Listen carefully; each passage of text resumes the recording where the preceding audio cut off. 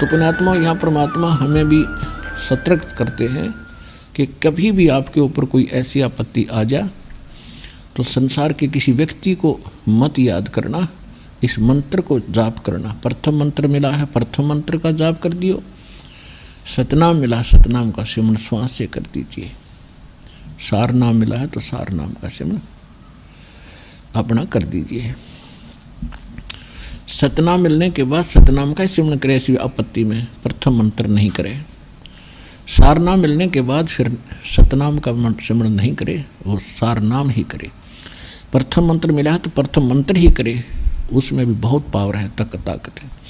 तो ये स्थिति है। तो उस पर कहते हैं मैंने सिमरन किया तो वैसे ही गिर गया, तो समझ गया कि इसके पास कोई प्रबल मंत्र है, जिस कारण से मैं विवश हो गया, चरणों में आके गिर गया, पैर पकड़ लिए घिसट का आके परमात्मा कबीर जी के।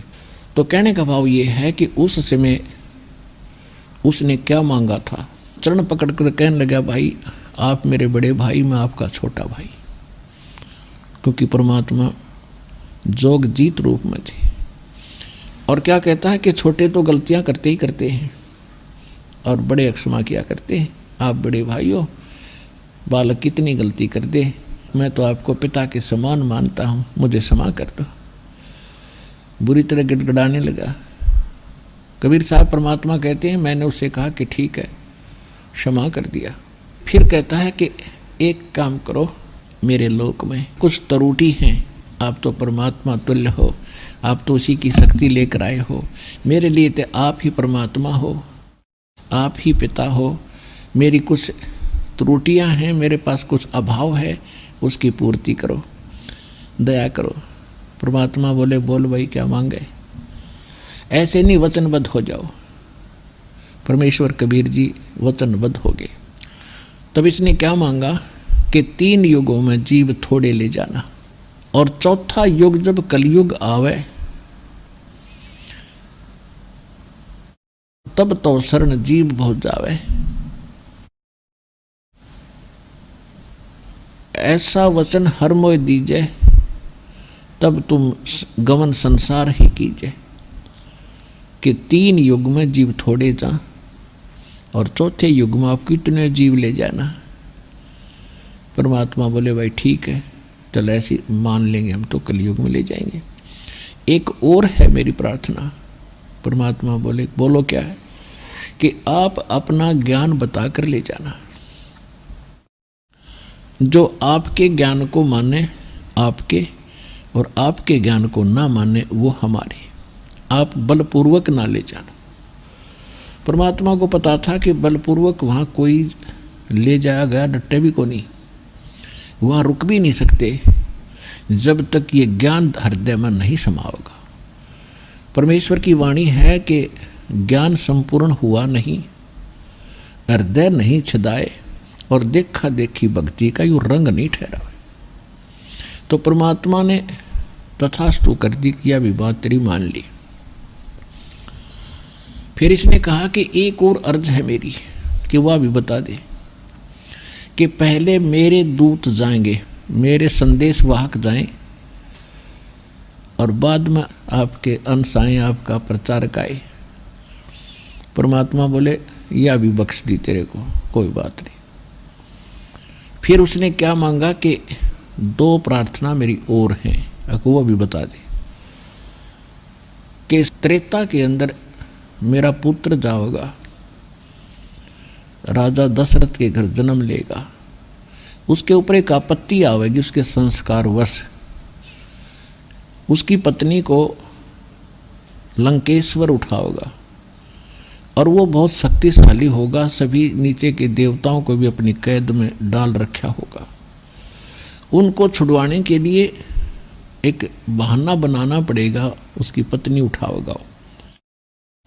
लेकिन समस्या आएगी कि वो पुल नहीं बना पाएगा समुद्र के ऊपर लंका में सेना ले जाने के लिए।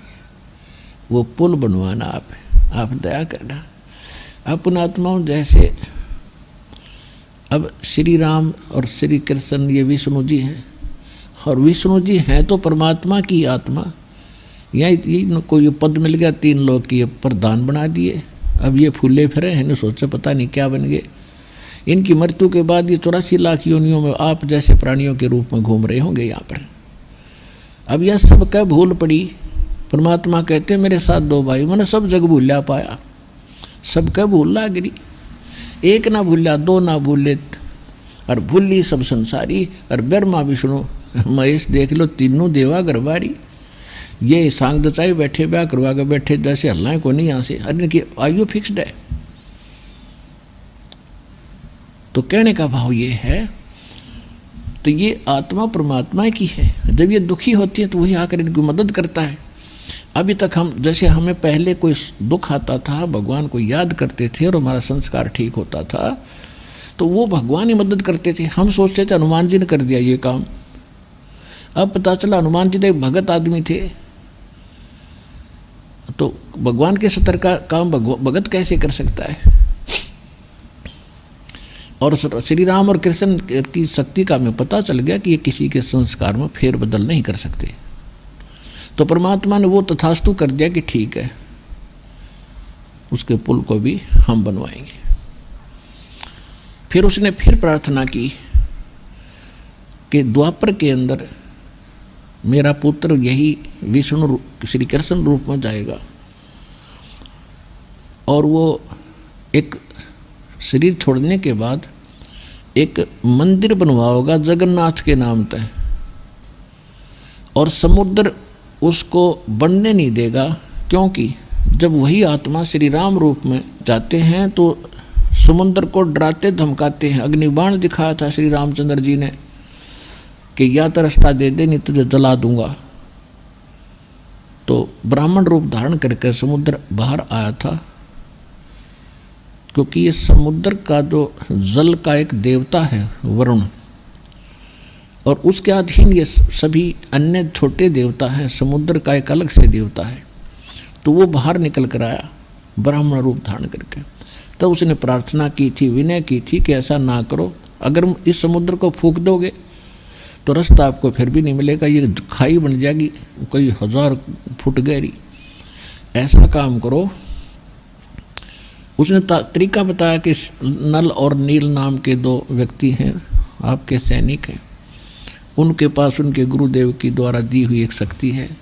तो नल नील त्रेता युग में परमात्मा आए थे, जैसे कलयुग में कबीर नाम से थे, तो त्रेता में मुनिंदर नाम से आ रहे थे। नल और नील उनके शिष्य बने थे।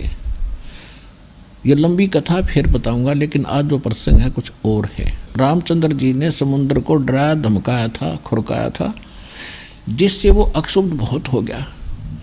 फिर उसने क्या किया, श्री कृष्ण रूप में जब ये श्री विष्णु जी यानी रामचंद्र जी आए तो उन्होंने मृत्यु के बाद एक इंद्रदमन नाम के राजा थे उड़ीसा के, उनको स्वप्न में कहा कि मेरा एक मंदिर बनवा दे और इस स्थान पर बना दे समुद्र के किनारे, और जगन्नाथ नाम रख देना। तो काल ने कहा था कि वो समुद्र वो प्रतिशोध लेगा। जब श्री राम रूप में इसने उसको खुरका धमकाया था, अग्निबाण दिखा कर फूकना चाहा था, वो बेइज्जती मान गया, उसका बदला लेगा और वो बनने नहीं देगा मंदिर को। हालांकि परमात्मा मंदिर के विरोध में थे, फिर भी उन्होंने उसकी उस बात को भी मान लिया। लेकिन परमात्मा ने ये कहा था कि उस मंदिर में ना कोई मूर्ति पूजा होगी और ना ही कोई वहाँ बकवाद चलेगी, तो मैं उसकी मदद करूँगा। तो उसने कहा था ठीक है जी, जैसे आप उचित समझो ऐसे करना, लेकिन यह दया करियो। तो कहने का भाव यह है कि ये उसने कंडीशन रखी थी। फिर जब परमात्मा ने सारी यश कर दी तब खड़ा हो गया, काम बनया, गर्द निकली और बच्चा सुखी। कहने लगा ठीक है, अब बेशक जाओ जोग जीत संसार में। देखो, जब आप कलयुग में आओगे, आपसे पहले मैं अपने दूत भेज के उनको ऐसा ज्ञान से रंग दूंगा, शास्त्र का बहाना करेंगे, नाम सदग्रंथों का लेंगे और ज्ञान सारी बकवाद सुनाएंगे। तीर्थ व्रत जप तप मन लाऊं, देवल धाम और पत्थर पुजवाऊं, और और अनेक प्रकार के जैसे कोई व्रतों पर लगा दिया, और फिर कहते हैं 12 पंथ करूँ मैं सादा, नाम तुम्हारा ले करूँ आवाजा। और उन 12 पंथ नाम जो ले ही हमरे मुख में आन समोई, उन 12 पंथों में जो भी नाम लेगा दीक्षित होगा, जो कलयुग में चलाऊंगा, तो वो सभी मेरे ही मुख में आएंगे। जावो जोग जीत संसारा, जीवन मन कहा तुम्हारा, जीव तुम्हारा कहा न माने, हमरी ओढ़ हो बाद बखाने। कि जीव तुम्हारा कहा नहीं मानेंगे और मेरी तरफ खड़े होकर के यानी मेरे वकील बनेंगे और तेरे साथ वाद विवाद करेंगे। उसने कहा था कि प्रथम अंश हमारे जाई, पीछे अंश तुम्हारा आई, ऐसा वचन हर मोय दीजे, तब गवन संसार ही कीजे। तो यहाँ एक प्रश्न और उठता है कि जो दास बताना चाहता था कि भगवान ने, परमेश्वर जी ने ये 3 युग देने थे, वो तो जानी जान थे, वो जानी जान थे तभी तो दिए हैं कि सतयुग त्रेता द्वापर में आप भगवान को पहचान नहीं सकते। 4 युगों में आए हम मालिक। सतयुग में सत्सुकृत नाम से और 5 वर्ष की आयु में मनोजैसों के छक्के छुड़ा दिए थे। पर ये मानने तभी ना परमात्मा को वामदेव कहने लग गया वो मनु और ये अन्य उसके साथी ब्राह्मण गुरु। वामदेव का अर्थ होता उल्टा देवता। ये कहें ब्रह्मा विष्णु महेश परमात्मा, और परमात्मा के कि ये तो भक्ति योग्य ही नहीं है, ये नाशवान है, परमात्मा कोई और है। तो इस करके वो निराकार बताओ परमात्मा के साकार है। तो उल्टा ज्ञान तो उनका था और परमात्मा को उल्टा देवता कहने लगे। वाम माने उल्टा, जैसे एक राइट हैंड को बायां हाथ कहे हैं और एक लेफ्ट को उल्टा हाथ कहते हैं बामा, तो वामदेव नाम रख दिया उस मालिक का। और सुना नहीं हमने एक भी, क्योंकि सभी सुखी थे, समय पर खाना आहार था, बड़े बड़े तगड़े शरीर थे, अपना मस्ती कार्य कर रहे थे।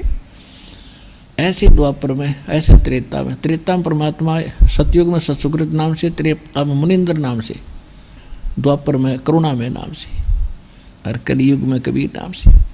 यदि हम इसलिए मालिक आए हो सका किसी की बुद्धि ठिकाना आ जाए, लेकिन हमने माना ही नहीं। अब मानेंगे, अब हम मान रहे हैं, आप मान गए तभी तो लाखों की संख्या में दास के साथ हो लिए। प्रमाण सामने हैं और आपका समाधान सामने। कितने सुख दे रहा है भगवान, जो भगवान दिया करता है। जिन भगवानों को आप पूजा करते थे उनसे ये काम हुआ नहीं, इस मालिक नाते ही कर दिए। तो भगवान अब मिला आपको। सतयुग में सत सुकृत कह टेरा, त्रेता नाम मुनिंदर मेरा, द्वापर में करुणा में कहाया, कलयुग नाम कबीर धराया। चारों युग में मेरे संत पुकारे, और कोक कहा हम हेल रे, हीरे माणिक मोती बरसे, ये जग सुगता डेल रे। कि चारों युगों में हम आए और हमने ये ज्ञान दिया, पर भी लेन जात है दुनिया, हमारा ज्ञान किन्हें ना सुनिया। तो इसलिए परमात्मा ने युग कलयुग सेलेक्ट करा कि सतयुग त्रेता द्वापर में इनकी सारी बैटरी डाउन हो लेगी, इनके पुण्य खत्म हो जाएंगे और ये फिर भक्ति भी करेंगे, क्योंकि आत्मा भक्ति बिना रह नहीं सकती। तो काल ने ये नकली दूत भेजने शुरू कर दिए। महात्मा बुद्ध भेजा, उसने पूरा चीन नास्तिक कर दिया, क्योंकि वो पूर्व जन्म का संस्कारी था और उसकी पूर्व जन्म की भक्ति के कारण उसके वचन में भी शक्ति थी। तो कुछ लोगों को प्रभाव हुआ, कुछ उनके काम भी सरे, तभी तो अनुयायी बने हम। फिर जो साधना उसने दी थी उससे कोई लाभ हुआ नहीं, जिस कारण से उन्होंने ये मान लिया कि भगवान कोई वस्तु नहीं है, क्योंकि जो साधना करते थे लाभ ही नहीं हो रहा। तो अब ये सती थी, फिर थोड़ी सी मालिक की दया हुई, शंकराचार्य आगे, नहीं तो बौद्ध धर्म पूरे भारत में फैल जाता। तो इस आदि शंकराचार्य जी ने, जो शंकर जी के लोक से आए थे, तो उसने कोशिश की उसको रोकने की, तो वो भी कालाधीन है। तो उसने श्री ब्रह्मा विष्णु महेश पर लाकर हमारी सुई केंद्रित कर दी कि ये भगवान है। ये तो वही होगा कि आसमान ते गिरे खजूर में अटक के। अब हम सारे ब्रह्मा विष्णु महेश के पुजारी हो गए। ब्रह्मा को तो नहीं पूछते, लेकिन विष्णु और शिव की तो भक्ति हम कर ही रहे थे। और यही उसमें शंकर पंचम में लिखा है, जो आदि शंकराचार्य का अपना अनुभव है, उसने लिखा है कि शिव और विष्णु की भक्ति करो। और दूसरी तरफ कहता जीव ही भगवान है, तो ये कहते हैं उआबाई का ज्ञान। तो परमात्मा ने अब आके आपका खजूर भी काटा, अरे आएंगे हम ठीक ठिकाने पे और ये पार होएंगे, सबका कल्याण होएगा। ये वचन भगवान के हैं, दास सुना रहा है। बस इतनी सी बात है। जो दास आज प्रसंग सुनाना चाह रहा है वो ये है कि 12 पंथ करूं मैं साजा, नाम तुम्हारा ले करूं आवाजा। 12 पंथ नाम जो ले ही, वो मेरे मुख आन समोई। और अनेक पंथ चलाऊं, या विद जीवों को बरमाऊं। अब 12 पंथ तो ये कबीर साहब के नाम से चले हैं, गरीबदास पंथ तक। उसके बाद ये राधा स्वामी पंथ, ये पक्का काल का एजेंट था ये शिवदयाल जी। इनका कोई गुरु नहीं। और परमात्मा क्या कहते हैं, गुरु बिन माला फेरते, गुरु बिन देते दान, गुरु बिन दोनों निष्फल हैं, चाहे पूछो वेद पुराण। अब ये जो शिवदयाल जी के पास ना कख ज्ञान था, कह ख नहीं पता था भक्ति का, और कैसा जुल्म कर गया। इसके जो अनुयायी हैं, जो राधा स्वामी पंथ से संबंधित हैं, उसी से एक ब्रांच धन धन सतगुरु सच्चा सौदा सिरसा और जगमाल वाली वहाँ है। और उसी से व्यास में, व्यास से ही ये सावन सिंह जी के शिष्य हुए थे, खेमामल जी, जो सच्चा सौदा सिरसा के अंदर जिन्होंने डेरे की स्थापना की। और वो सावन सिंह जी के शिष्य थे। सावन सिंह जी का ही एक चेला कृपाल सिंह, उनको वहाँ गद्दी मिली नहीं, और इधर दिल्ली में जाकर अपना अलग से स्थापना कर दी, आप पर गद्दी की, और बन गए गुरु बनमुखी ऐसे सिरसा के अंदर।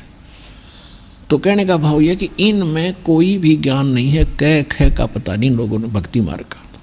और एक और पढ़ाई पढ़ा दी कि वेद और गीता हमने जरूरत नहीं, हमने वेद और गीता की आवश्यकता नहीं, क्योंकि हमारे गुरुआं की जो वाणी है शिवदयाल जी की, वो दूर से आए थे, वो धनी थे, परम धनी। उन्होंने जो वाणी बोल रखी है, तो वो संत वाणी श्रेष्ठ है। शिवदयाल जी के जो वचन हैं वो बिल्कुल सत्य हैं। और फिर वो ये भी कहते हैं कि वेद भी तो किसी ने लिखे हैं, गीता भी तो किसी ने मनुष्य ने लिखी है। इस तरह की पली देकर वो भोले श्रद्धालु इस काल के पंथ में और दृढ़ होकर बैठे। अब उनको तो पता नहीं, बालक है। इस दास को ज्ञान हुआ, दास की आत्मा रो रही है, इनके साथ क्या बनेगी आगे चल के। मुझे कोई शौक नहीं मुझे निंदक को आने की। ये निंदक कहते हैं, रामपाल तो निंदा करता है, इसका तो यही काम है, हमारे गुरुओं के बारे में अटपट बोलता रहता है।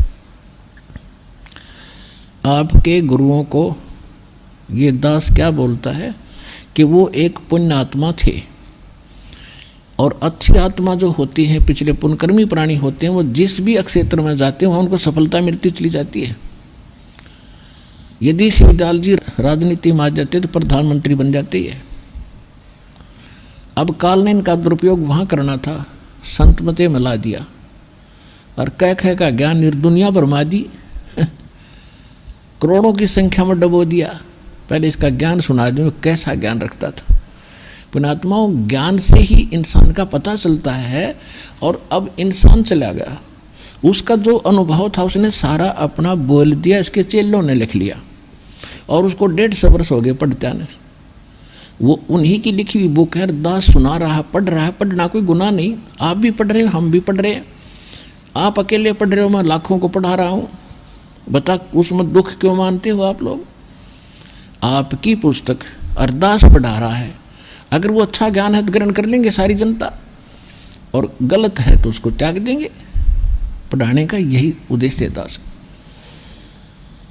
और फिर वो कहते हैं तो वो निंदा करता है। निंदा तो वो होती है मैं झूठ बोलता हूँ और पीठ पाछे कहता हूँ, सरेआम बोल रहा हूँ।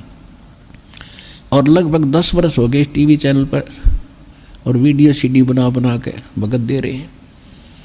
ये एक का तो जवाब दे दो, रामपाल ने या झूठ बोल दी, एक जवाब दे दो तो ये झूठे हैं।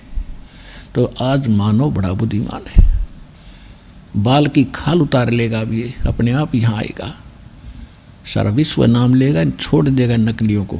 अगर आप ये वीडियो YouTube पर देख रहे हैं तो हमारे चैनल को सब्सक्राइब करें और बेल आइकन को दबाना ना भूलें। अगर आप Facebook पर ये वीडियो देख रहे हैं तो हमारे पेज को लाइक करें।